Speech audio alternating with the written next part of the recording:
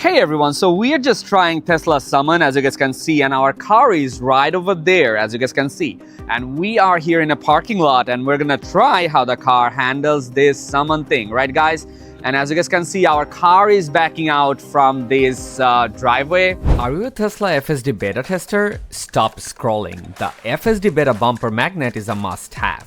This sleek, durable magnet clearly signals that your Tesla is in self-driving mode. It's easy to apply, easy to remove, and the perfect accessories for embracing the future of autonomous driving. Don't miss out. Grab yours on Amazon today. And the car is going back and we are little far, definitely we are little far from where the car is, and the car definitely have to navigate a little, it will be a little difficult as I can see, but the car is doing everything very confidently. And the car is coming. Right now it is coming, it is going and coming. Very nice job and very nice job. Oh my God.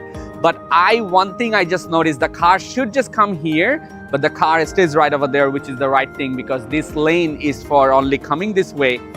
That lane is also just coming for that way. So our car did it perfectly. Very nice job. We are trying one more time the Tesla Summon feature, so we are just fixing that area. We're in front of Staples, so I'm gonna press that go button, go to target button, and we are right over here as you guys can see. So we will just press it and we're gonna see. So we have to back out first. As you guys can see, the camera just popped up and we are backing up from that area, but it was very close, so I just pressed that brake. I was not very comfortable. My wife said the car has a space, but from my driving position it seems like it was very close to that red car, so I just braked, but I was not very comfortable with that. So we're gonna do one more time and we'll find out how the car performs again. So let's see.